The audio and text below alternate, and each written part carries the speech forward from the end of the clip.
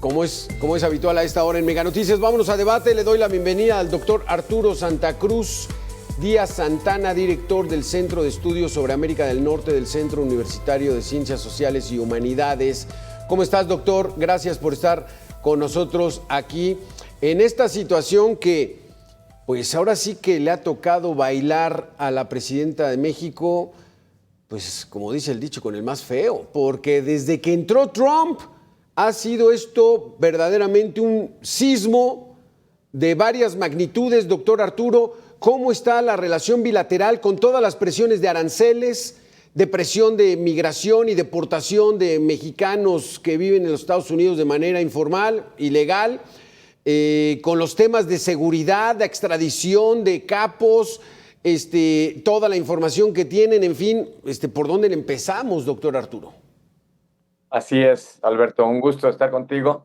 Y pues sí, la relación ha estado no complicada, complicadísima, ¿sí? Por todos lados que se le vea, así como bien señalabas, el aspecto económico, no solamente comercial, también las inversiones han sido impactadas, el aspecto migratorio, ¿sí? El aspecto de seguridad, en fin, por donde se le vea han sido complicaciones y más complicaciones, ¿sí? Y yo diría que quizás un buen punto para empezar sería por el aspecto comercial, ¿sí? Y sugiero que empecemos por el aspecto comercial, sí, porque como sabemos, antes que nada, el señor Donald Trump es como él mismo se ha definido, el hombre tarifa, ¿sí? Está enamorado de los aranceles, es un proteccionista empedernido, ¿sí?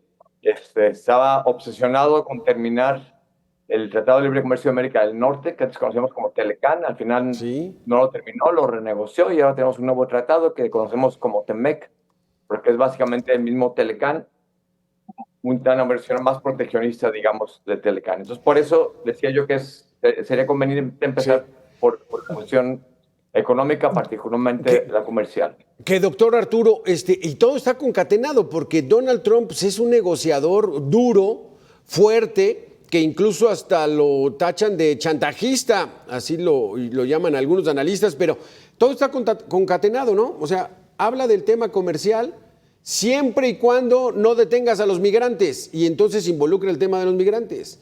Y van aranceles, claro, si no detienes el fentanilo y a los narcotraficantes.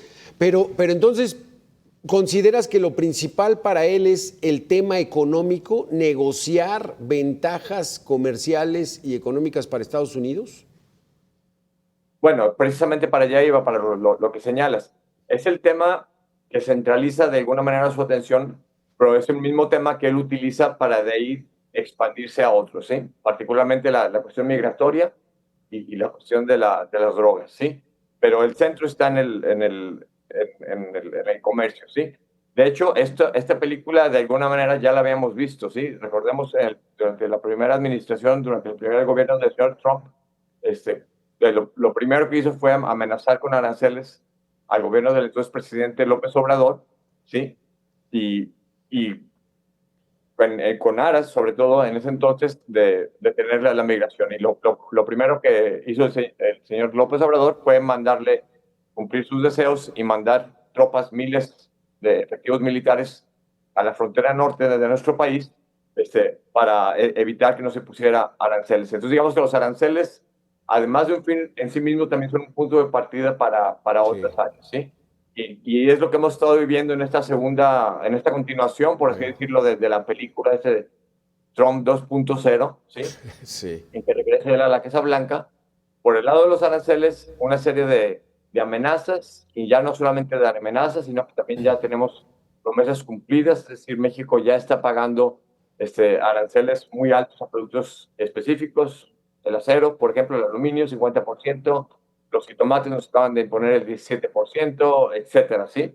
Esas ya son de alguna manera promesas cumplidas y además seguimos con la amenaza, estamos en un periodo de espera, según eso, para que no nos aumenten los otros aranceles que tenemos el 25% al 30 o 35%, y para esto estamos en un periodo de espera que inició hace unas semanas, un periodo de espera de 90 días. Pero bueno, esta agenda comercial la ha utilizado también evidentemente para las otras cuestiones, como han sido particularmente la migratoria y la de Sí. seguridad. Tiene Donald Trump, perdón que te interrumpa, doctor Arturo Santa Cruz, ¿tiene Donald Trump la verdadera intención de terminar con el tratado comercial México-Estados Unidos-Canadá o no? Es difícil saber sus verdaderas intenciones porque el personaje, todos lo sabemos, está un poco loco, ¿no? Que muy desquiciado, este criminal convicto, pero es, y que ahora ocupa la Casa Blanca por segunda ocasión. Entonces, saber sus realidades e intenciones es difícil, pero lo que podemos inferir de sus acciones es que a él sí le gustaría. Recordemos también en la primera parte de la película, cuando en su primer gobierno, su primer término, precisamente cuando cumplió los 100 días de gobierno, él estaba decidido a terminar, a cancelar el Tratado de Libre Comercio, ¿sí?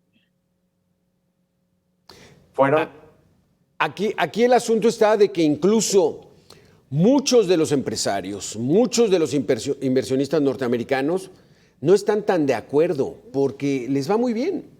Aunque la balanza comercial, la balanza comercial pues no les favorece mucho, pero muchos de los empresarios están de acuerdo en que México sea uno de sus principales proveedores, ¿no? Sí, pero digo, estábamos hablando de las intenciones y los deseos del mandatario estadounidense. Sí. Yo creo que sus intenciones, si por él fuera, sí lo terminaría el tratado. En la ocasión anterior que me refería, cuando los primeros 100 días de gobierno, fue particularmente su secretario de Agricultura quien con un mapa le enseñó cómo si terminaba el Tratado de Libre Comercio iba a ir en contra de los intereses de sus propias bases electorales, claro, lo que evitó que lo cancelara y, como decíamos, finalmente fue renegociado, ¿sí? Pero bueno, ahora es otra amenaza que ya tenemos y es prácticamente un hecho que estamos por no revisar como se preveía en el TEMEC original, sino por renegociar este tratado que él mismo negoció hace unos pocos años, ¿sí? Doctor Arturo, te quiero pedir que le demos la bienvenida a Marcela Román, investigadora de la Facultad de Filosofía y Letras de la Universidad Nacional Autónoma de México. Gracias, Marcela, por estar con nosotros. ¿Coincides, Marcela, con el doctor Arturo Santa Cruz? El tema prioritario para Donald Trump y su política bilateral con México es el económico. Y de ahí presiona con las drogas, con los narcotraficantes, con los migrantes. ¿Estás de acuerdo? O sea, ¿qué busca Donald Trump y que el gobierno de México nada más no le encuentra cómo satisfacer al vecino? Sí, gracias, Alberto, gracias a Arturo. Pues no hay manera, creo, Alberto, de satisfacer a un emperador como el que tenemos hoy al norte de nuestra región. Es un momento histórico bastante singular. Efectivamente, nosotros hemos conocido la hegemonía de Estados Unidos ante diversas presiones de todo tipo, incluyendo las económicas. Había sido tenido que aprobar el Tratado de Libre Comercio desde el 94 ante muchas situaciones complicadas, y hoy estamos viendo una presidencia imperial que busca efectivamente cambiar la dinámica económica no solo de México, sino de la región y del mundo, y está usando todas las estrategias que tiene a su disposición, legales, ilegales, bélicas, económicas, mercantiles, financieras, para satisfacer ese interés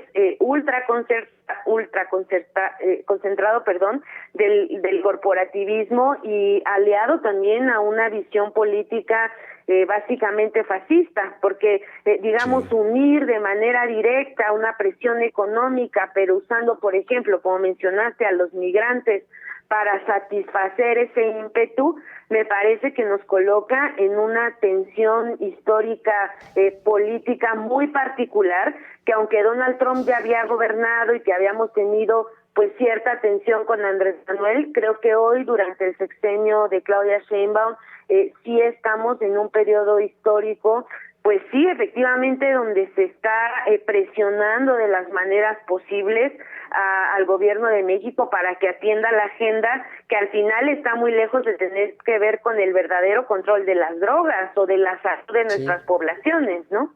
Sí, pero ¿qué estaríamos esperando nosotros, doctor Arturo Santa Cruz, y me refiero como gobierno, como México, ¿qué podemos sacar de beneficio o seguir siendo complacientes a lo que se le ocurra al señor, o cómo ves?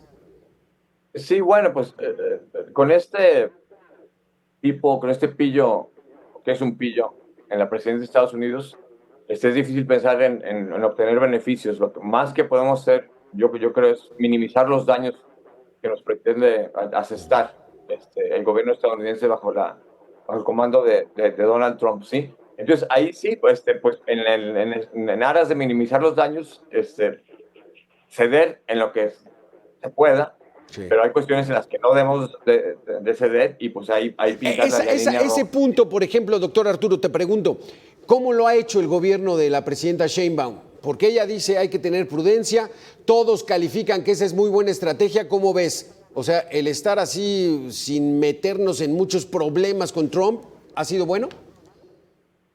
Pues si nos atenemos a los resultados, en comparación con cómo les ha ido a otros países, yo creo que no han sido malos los resultados, ¿sí? Obviamente nadie tiene una varita mágica para saber qué va a funcionar y qué no va a funcionar con este señor, ¿sí? Pero hasta la fecha, digamos, mantener la cabeza fría, puedo decir que ha funcionado, que es una estrategia que no se tenía desde el principio. Y si recuerdan ustedes, al mero principio, la presidenta le respondía un día sí y otro también en las Sí. mañaneras.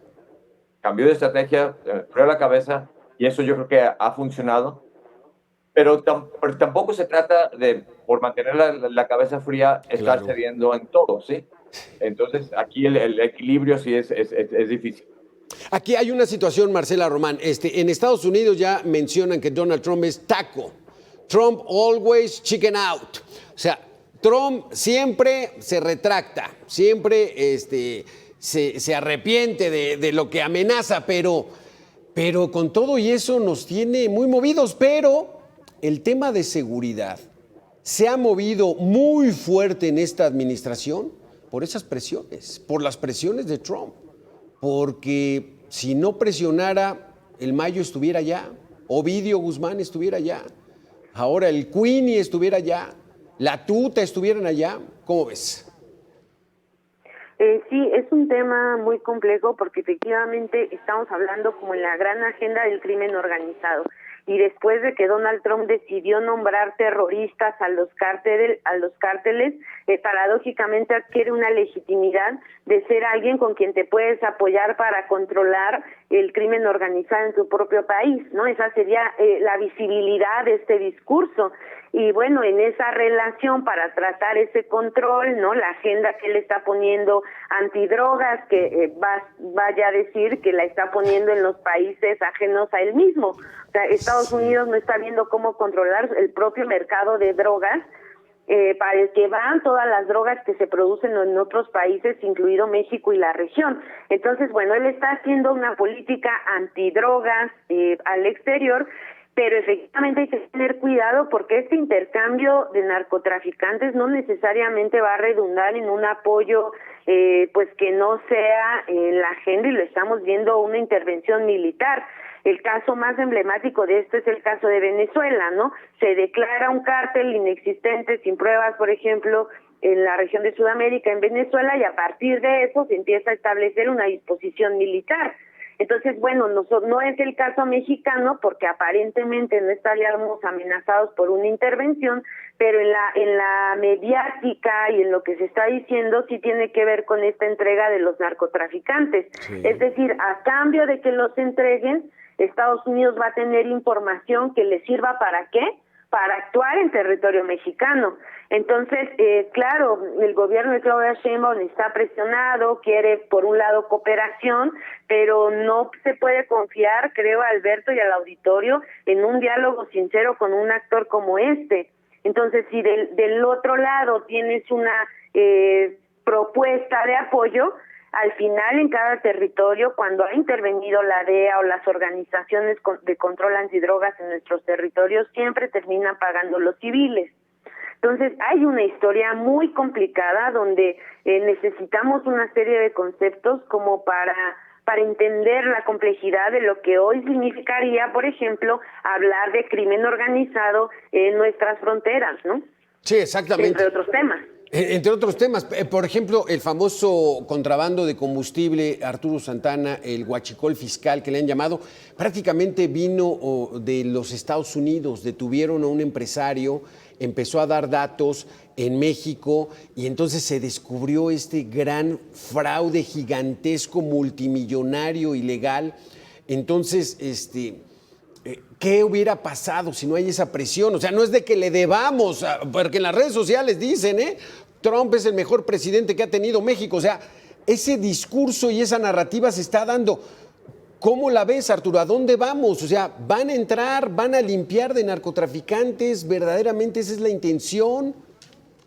Bueno, yo diría que hay que ponerlo en contexto y regresar al principio que te decía. Sí, la idea central aquí es que Trump está utilizando el poderío económico de Estados Unidos basado en su mentalidad proteccionista de los aranceles, que, como te decía, de ahí se puede partir el análisis por la parte económica, de alguna manera, pero también como él ha venido vinculando esta parte económica a otras áreas. Ya mencionamos algo de la migración. La otra parte que quería mencionar yo después, y ya de hecho lo hice brevemente anteriormente, es la cuestión de la seguridad. Y aquí por seguridad me refiero no solamente a la cuestión de las drogas, sino del crimen organizado en general, ¿sí? Porque el crimen organizado encarga también, por ejemplo, del huachicol que mencionas, ¿sí? Entonces ya es algo que trasciende a la mera cuestión del envío de drogas al otro lado de la frontera.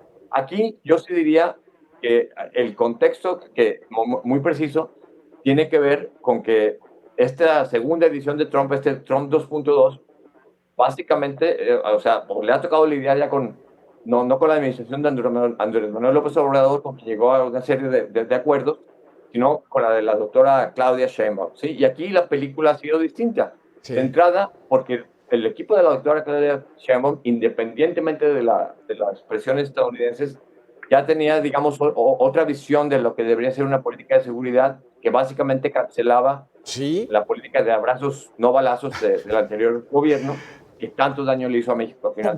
¿Podemos atrevernos a decir que se la debemos a esa presión de los Estados Unidos, doctor Arturo? No, precisamente por eso dije, desde antes, el equipo de la doctora Sheinbaum ya tenían una visión diferente e independientemente de Estados Unidos. Es que yo no lo sé, porque ellos decían que eran el segundo piso y que era la continuidad del movimiento de transformación que empezaban desde 2018. Marcela, cerramos contigo, Marcela, se nos acaba el tiempo. ¿Con qué idea cerraré? Estamos en una tensión permanente, no podemos confiar en Donald Trump, lo que dice hay que cuestionarlo. Cuando hablemos de economía estamos hablando de política, y cuando estamos hablando de política, creo, Alberto, y le comparto al auditorio, estamos en momentos bélicos bastante interesantes, por decirlo menos, ¿no? En términos de análisis, pero muy peligrosos, creo, para la humanidad. Híjole, pues entonces, 10 segundos, doctor Arturo, entonces, ¿qué viene? Viene un endurecimiento de la política de Estados Unidos hacia México, basado en buena medida en toda la información que van a obtener de este grupo de narcotraficantes que ya está del otro lado de la frontera. Híjole, nos van a tener en vilo, ¿qué es lo que va a pasar? Dependemos más de allá de lo que ocurre aquí. Doctor Arturo Santa Cruz, Marcela Román, muchísimas gracias por haber estado con nosotros. Muy interesantes sus conceptos. Relación bilateral México-Estados Unidos en uno de los momentos más complicados de la historia de todos los tiempos. Hasta aquí este espacio de información. Continúe en la programación de Mega Noticias. Muchísimas gracias. Soy su servidor Alberto García Castillo. Continúa.